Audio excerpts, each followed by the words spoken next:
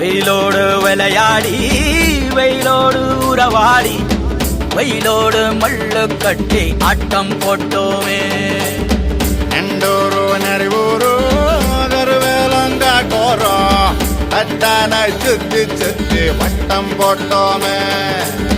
பசி வந்தா குருவி முட்ட தண்ணிக்கு தேவங்குட்ட பறிப்போமே சோழ தட்ட புழுதிதான் நம்ம சட்ட புழுதிதான் நம்ம சட்ட.